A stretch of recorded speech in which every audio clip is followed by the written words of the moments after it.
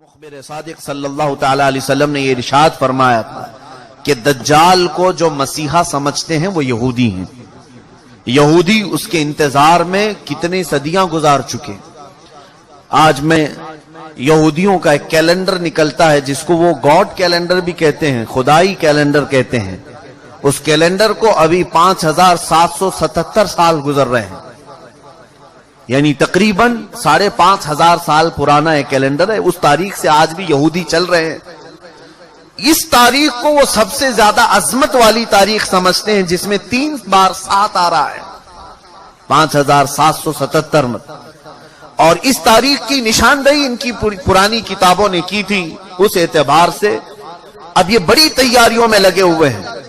میں یہودیوں کے ٹاپک پر اگر عرض کروں کئی دن چلے جائیں گے, کئی دن, کہ یہ آج پوری دنیا کو اپنے شکنجے میں رکھنے کے لیے, سارے انسانوں کو اپنے غلامی کا طوق پہنانے کے لیے جو انہوں نے کیا ہے وہ ہماری سوچ سے بھی بہت دور ہے. ہمیں وقت کہاں ہے یہ سب چیزیں پڑھنے کا اور سننے کا. گیم میں مصروف کر کے جو ہمیں رکھا ہے, ہمیں آپس کے ایک دوسرے کی لڑائیوں میں جو مصروف کر رکھا ہے, سوچنے کا بھی وقت نہیں دیا جاتا. یہودی اپنے مسیحا کا انتظار کر رہے ہیں, دجال کے آنے کا انتظار کر رہے ہیں, اور وہ انتظار ان قریب ان کا ختم ہونے والا ہے. مقدس کتابیں جو آسمانی کتابیں ہیں, اگرچہ وہ رد و بدل ہو گئی, لیکن جو باقیات ہیں تورات میں یا تلمود, یہودیوں کی مقدس کتاب ہے, old testament, new testament, Bible, یہ جو مقدس کتابیں جن کی ان کے نزدیک ہیں, ان کی عبارات, ان کی آیات کے مطابق دجال کے آنے کا زمانہ بہت قریب آ چکا ہے. دنیا کے 3 بڑے مذہب جس میں عیسائی, مسلمان, یہودی, پرانے بھی مذہب, عیسائیوں کے نزدیک بھی دجال کافر ہے, مسلمانوں کے نزدیک بھی دجال کافر ہے. صرف یہودی اسے اپنا مسیحا سمجھتے ہیں, اور ان کے بڑوں نے یہ سارے پیشن گوئیاں کی ہیں کہ اس مسیحا کے آنے سے پہلے تمہیں دنیا میں کیا کیا کرنا ہے, وہی تیاریاں وہ کر رہے ہیں. اب آپ کو سمجھ میں آئی ہوگی بات کہ یہودی اتنا انٹرفیئر کیوں کر رہے ہیں, پوری دنیا میں گھسپیٹ کیوں کر رہے ہیں. آپ کو پتا ہے, انہیں بتایا گیا ہے کہ اگر تمہارا مسیحا تمہارے سامنے آنا ہے تو پوری دنیا کو تمہیں اپنا غلام بنا کر رکھنا ہوگا. ہر جگہ تمہاری حکومتیں قائم ہوں گی جس وقت وہ مسیحا تمہارا اترے گا. بہت ساری علامات میں نے ان کی کتابوں سے پڑھی ہیں, انجیل میرے پاس رکھی ہے. بہت ساری چیزیں یہودیوں کو یہ بشارتیں دی گئی ہیں کہ تمہارا مسیحا اس وقت اترے گا جب اسرائیل میں, یعنی سارے یہودی جمع ہو جائیں گے. یہ مقدس زمین پر ساری دنیا کے یہودی جمع ہو جائیں گے. یہ جمع ہونے کا کام 70 سال پہلے سے انہوں نے شروع کیا ہے. اور اس کے بعد ایک اور انہیں بشارت دی گئی ہے کہ انجیر کا درخت جب تمہارے ملک میں پھلنے پھولنے لگے تو سمجھ لو کہ تمہارا مسیحا آنے والا ہے. انجیر تو سمجھتے ہوں گے آپ. یہ بہت ساری وہ باتیں میں عرض کر رہا ہوں جو عام تقریروں سے ہٹ کر کے ہیں. میں صرف اس لیے عرض کر رہا ہوں کہ ایک نئے سال میں ہم قدم رکھنے جا رہے ہیں, اور ہم یہ اب نئے سال کیا کیا گل کھلانے والا ہے اس سے الرٹ کرنا یہ میری اپنی ذمہ داری ہے. انجیر آپ جانتے ہیں, انجیر کے پھل کے متعلق میں نے تحقیق کیا تو تقریباً 1800 سال سے اسرائیل فلسطین کی زمین پر انجیر کا درخت اگا ہی نہیں تھا. 1800 ایئرس 1800 سال پہلے سے, اور اب جا کر کے فلسطین اور اسرائیل میں کثرت سے انجیر کے درخت اگنے لگے اور پھل بھی دینے لگے. ان کی ایک بشارت میں یہ بھی لکھا گیا ہے, انجیل میں یہ عبارت موجود ہے کہ مسیح دروازے پر کھڑا ہوگا جب تمہارے ہاں انجیر پھل دینے لگے.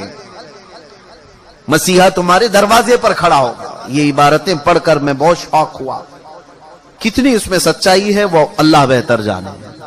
اس کے علاوہ یہ بھی انہیں کہا گیا تھا یہودیوں کو کہ جب تمہارے ہاں ایک گائے لال بچیا کو جنم دے, اور وہ لال بچیا ایسی ہو کہ اس کو کسی نے اپنی ملکیت میں نہ رکھا ہو, اس سے کسی نے کام نہ کرایا ہو, اور وہ جوانی میں اس لال بچیا کو تم قربان کرو اور بڑی مقدس عبادت گاہ میں اس کی راکھ ڈالو, تمہارا مسیحا اتر کر آ جائے گا. یہ بھی کتاب میں ہے. लाल बछिया, गाय की लाल बछिया, समझ रहे होंगे आप, एक बछड़ी।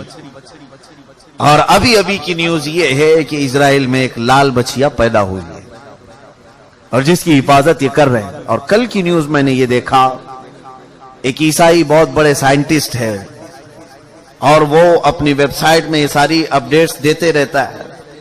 मैं इनकी सबकी खबरों को 100% यकीन के साथ नहीं बयान कर रहा हूं, महज मैं आपके दिमाग को करीब करना चाह रहा हूं, इस बात को आप तस्लीम कर लें। लाल बछिया का पैदा होना ये तो जग जाहिर है, सारे लोग जानते हैं इसको, सिवाय उन लोगों के जो लोग टिकटॉक में मसरूफ हैं। बाकी जिनको इस्लाम या तारीख से दिलचस्पी है या वो अपडेट्स लेते हैं दुनिया में क्या हो रहा है, उन्हें पता है कि इजराइल में भी क्या हो रहा है। लाल बछिया पैदा हो गई, उसकी हिफाजत भी हो रही है। कल खबर ये मिली कि उसको कुर्बान भी किया गया है। यह और बात है कि उसकी भेंट नहीं चढ़ाई गई। अब तीसरी बशारत ये भी सुनिए कि कब ये दज्जाल जाहिर होगा, कब ये मसीहा इनका आएगा। ये हमारा मसीहा नहीं, दज्जाल यहूदियों के लिए हो सकता है मसीहा, हमारे लिए वो सबसे बड़ा फितना है। उसकी आखिरी अलामतों में ये बताया गया है कि जो इबादत खाना तुम्हारा खत्म कर दिया गया है, वो इबादत खाना जब तामीर होगा तो तुम्हारा मसीहा आसमान से उतर जाएगा। ये ईसाइयों की किताब में है, तो आसमान से उतरने का जिक्र ईसा अलैहिस्सलाम के लिए हो सकता है, लेकिन दज्जाल के आने का जिक्र कहीं ये नहीं आया है कि वो आसमान से आएगा कि जमीन से आएगा। अलबत्ता इतना है कि वो जाहिर होगा। अब वो क्या है इबादत खाना जो इनका तोड़ा गया, ये बड़ी लंबी तारीख है। आज जहां पर बैतुल मुकद्दस है, मस्जिद अक्सा, इसके करीब में रिवायात में ये मिलता है कि ये दर हकीकत सैयदना सुलेमान अलैहिस्सलातु तस्लीम ने तामीर किया था। हजरत दाऊद अलैहिस्सलाम ने काम शुरू किया और उसकी तकमील उनके बेटे हजरत सुलेमान अलैहिस्सलाम ने मुकम्मल किया। और कुरान पाक में उसका जिक्र भी है। सूरह अहज़ाब में अल्लाह ताला ने उसकी तामीर का जिक्र भी फरमाया, हत्ता कि जिन्नात ने उसको तामीर किया है, मस्जिद अक्सा। उसी के साथ में एक हैकल था, एक बड़ा किला था। सुलेमान अलैहिस्सलाम ने उसको अपनी हुकूमत का दारुल खिलाफा बनाया था, यानी उस जमाने की वो पार्लियामेंट थी और सारे उस जमाने में जो यहूदी थे, अहले ईमान यहूदी, उन सब की इबादत का वो मरकज था। यहूदियों के लिए पहले हर जगह इबादत करने की इजाजत नहीं थी, उनके लिए मखसूस इबादत खाने थे। ये तो उम्मत मुस्तफा की खुसूसियत है, जहां भी जमीन पाक है अल्लाह ने हमें इबादत की इजाजत अता फरमाई।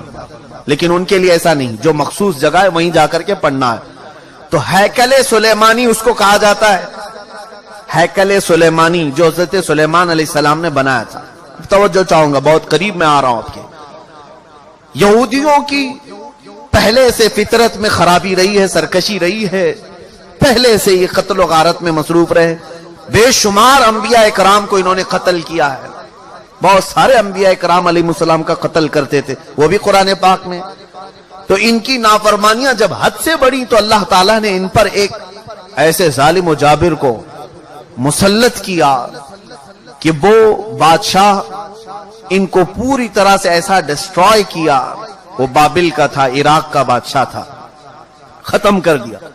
यहां तक कि जो हैकले सुलेमानी थी उसे तोड़ फोड़ दिया, अच्छी तरह से तोड़ा, तोड़ करके थोड़ी बहुत दीवारें बाकी छोड़कर चला गया। यहूदियों का कत्लेआम हुआ। कई 100 साल गुजरे, उसके बाद ईरान का एक बादशाह जो इनका हमदर्द निकला, उसको खुसरू भी कहते हैं, ये बादशाह ने यहूदियों का टेंपल दोबारा बना करके दिया।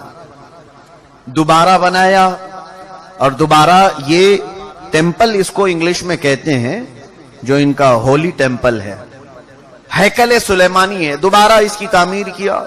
और फिर कई 100 साल गुजरे, फिर एक बादशाह हरक्यूलस, जिसको ये कहते हैं हिरकल आजम, इसने, ये ईसाई था, यहूदियों पर हमला किया, फिर इस टेंपल को तोड़ दिया और ऐसा तोड़ा कि उसकी एक ईंट भी बाकी नहीं रखी, सारी चीजें खत्म कर दी। उसमें बहुत सारी चीजें जो नायाब थीं, जैसे ताबूते सकीना जिसका जिक्र कुरान में है, एक संदूक था पिछले नबियों के पास, वो मूसा अलैहिस्सलाम के पास भी था, جس میں حضرت آدم علیہ السلام کا عصا تھا، بہت سارے نبیوں کے تبرکات تھے. بنی اسرائیل اس صندوق کو لے کر چلتے تھے ہر جنگ میں. کبھی بھی جنگ میں جانا ہو تو وہ صندوق لے کر جاتے تھے، اس کو تابوت سکینہ کہتے ہیں. اسے رکھ کر کے دعا کرتے تھے، اللہ ان کو فتح عطا کرتا تھا. وہ تابوت بھی ختم کر دیا گیا تھا، وہاں سے غائب ہو گیا تھا. ہرکیولس کے زمانے میں سب ختم ہوا. ٹیمپل دوسری مرتبہ ڈسٹروائے ہوا ہے، ڈیمولش کر دیا گیا ہے. یہ بات آپ کے دماغ میں رہے. 2 مرتبہ تعمیر ہوا اور 2 ختم کر دیا گیا، ہیکل سلیمانی. اس کے بعد صدیاں گزر گئیں. رسول کریم صلی اللہ تعالی علیہ وسلم کی تعلیمات نے دنیا کو روشن کیا، اور پھر عیسائیوں کا قبضہ جو بیت المقدس پر تھا، سیدنا عمر فاروق رضی اللہ تعالیٰ عنہ کے زمانے میں ان سے بھی اس مقدس مسجد کو آزاد کرایا گیا، اور مسجد اقصی مسلمانوں کا اس وقت سے لے کر کے ایک مقدس مقام بن کر رہی. کب سے؟ حضرت عمر فاروق رضی اللہ تعالیٰ عنہ کے زمانے سے آج تک. ہاں، بیچ میں ایک مرتبہ اور عیسائیوں نے اس پر غلبہ کیا تھا، تو سلطان صلاح الدین ایوبی رحمت اللہ علیہ نے بھی اس مسجد اقصی کو آزاد کرایا. اس کے بعد سے آج تک. لیکن اس کا کیا جو ٹیمپل جو ٹوٹی. اب میں قریب آپ کے نتیجہ ریزلٹ کے قریب آ رہا ہوں. جس عبادت خانے کو یہودی بہت مقدس مانتے تھے، ہیکل سلیمانی، یہ 2 مرتبہ ٹوٹ گیا ہے. اب سنیے کہ ان کی بشارتوں میں یہ تک لکھا گیا ہے، جس وقت تم اپنا عبادت خانہ تیسری مرتبہ تعمیر کرو گے، تمہارا مسیحا آ جائے گا.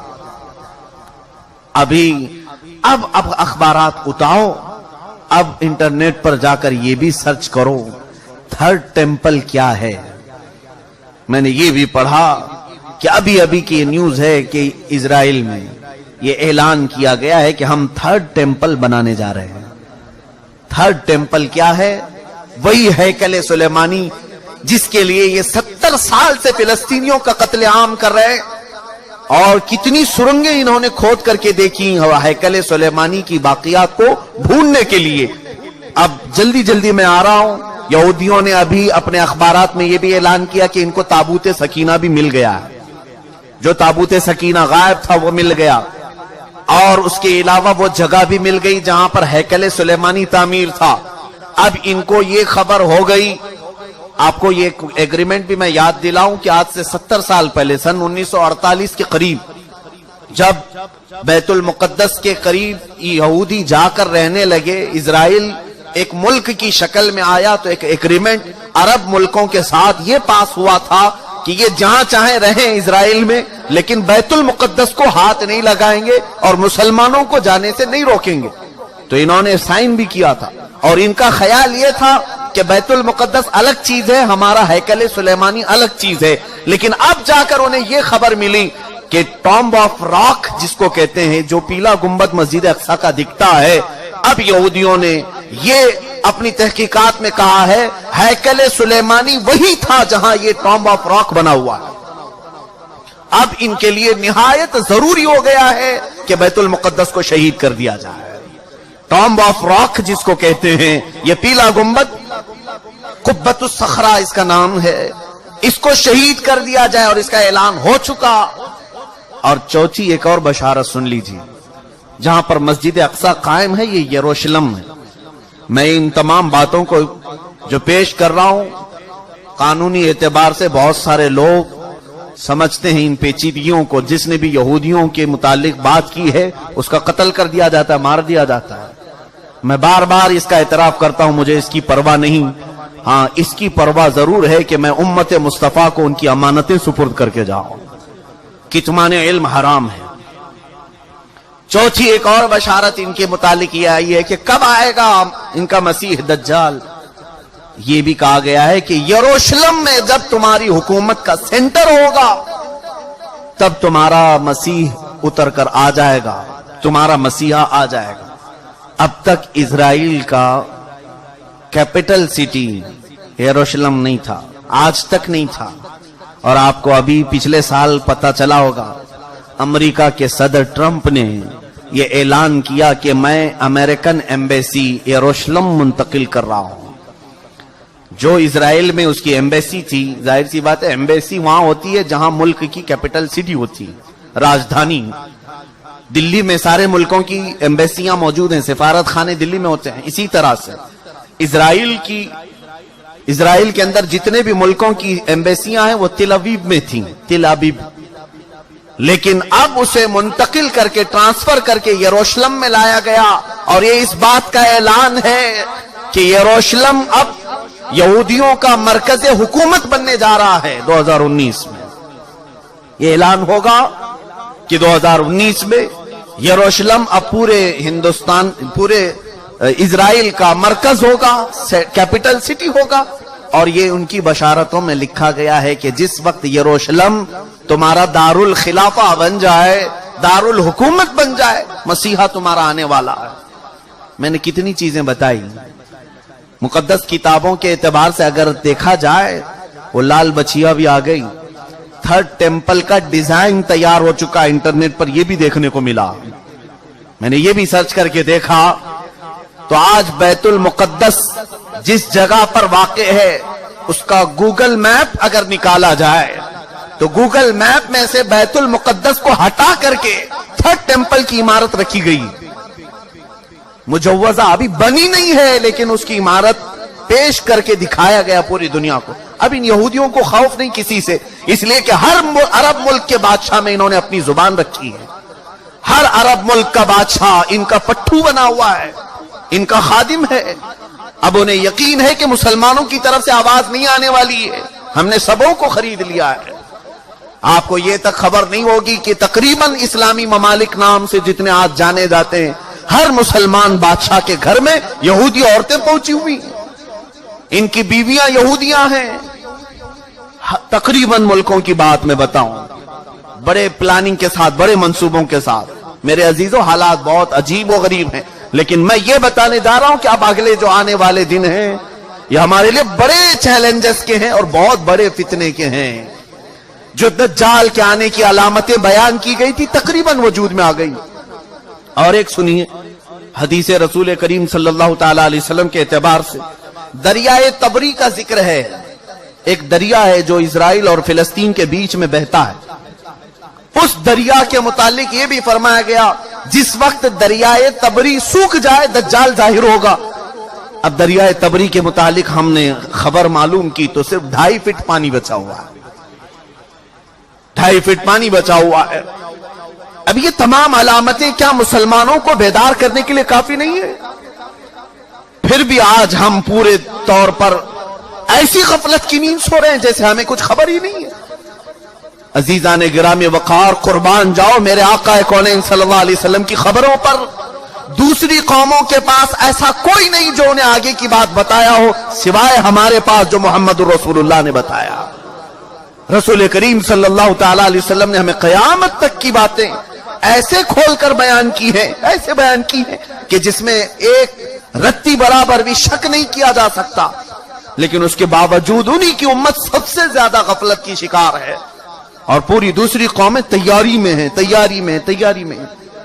پوری عیسائیت تیاری میں ہے، پوری یہودیت تیاری میں ہے۔ اور آپ کو معلوم اب یہ تھرڈ ٹیمپل بنا کر کے رہیں گے، یہ بنائیں گے، جس کے لیے اب مسجد اقصی کو شہید کرنا پڑے گا، بیت المقدس کو شہید کرنا پڑے گا۔ تو ایک خوف تو ہے، حکومتیں اگر آواز نہیں اٹھائیں گی تو قوم تو اٹھ جائے گی۔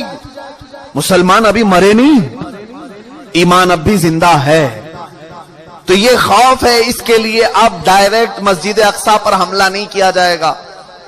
2018 کے اخبار اور بھی اٹھا کر کے دیکھو، انگلش کے، ایک عیسائی نے ان کو ایکسپوز کیا ہے کہ فلسطین میں زلزلے آئے تھے، یعنی مسجد اقصی جہاں یروشلم میں زلزلہ، ارتھ کویک، زلزلے آئے تھے۔ اب اس کی تحقیق جب کی گئی تو پتا چلا کہ انہوں نے ٹیکنالوجی کے ذریعے سے آرٹیفیشل زلزلے لائے، حقیقت میں زمین میں زلزلہ آیا ہی نہیں تھا۔ زمین کے اندر ایسے کیمیکل اور مواد ڈال کر کے زمین کو ہلایا گیا تاکہ پوری دنیا کو معلوم ہو کہ زمین میں زلزلہ آیا، اس لیے مسجد اقصی گر گئی، بیت المقدس گر گئی۔ یہ تک پلاننگ ہے۔ اور یہ کر کے رہیں گے ان تمام چیزوں میں۔ میرے عزیزو، خیر یہ یہودی اپنے مسیحا کے لیے اتنے ساری انتظامات کر رہے ہیں، اپنے مسیحا کے آنے کے لیے وہ پوری فیلڈ ہموار کر رہے ہیں۔ پوری دنیا میں ان کے حکام، ان کے جو حاخام ہوتے ہیں یہودی علماء، انہوں نے یہودیوں کو اس کام پر لگایا ہے کہ سوائے یہودی قوم کے پوری دنیا کی ہر قوم کا مذہب تبدیل ہونا چاہیے، جس کے لیے امریکہ کے جتنے بھی صدر آتے رہے انہوں نے اپنی تقریروں میں یہ اعلان کیا ہے کہ one world order, new world order. New world order یہ آپ سنے ہوں گے یا نہیں سنے ہوں گے تو تحقیق کر کے دیکھ لینا۔ نیو ورلڈ آرڈر کا مطلب یہ ہے کہ امریکہ کے ڈریمز میں ہے، اس کے خوابوں میں ہے کہ پوری دنیا کا ایک مذہب ہونا چاہیے، پوری دنیا ایک ہی نیشنلٹی کی ہونی چاہیے، الگ الگ قومیں نہیں ہونی چاہیے، الگ الگ رنگ لباس، الگ الگ نسلیں نہیں ہونی چاہیے۔ اور اسی نیو ورلڈ آرڈر کو امپلیمنٹ کرنے کے لیے ہمارے ہندوستان میں سول کوڈ لایا جا رہا تھا، یہ سب اسی کا حصہ ہے۔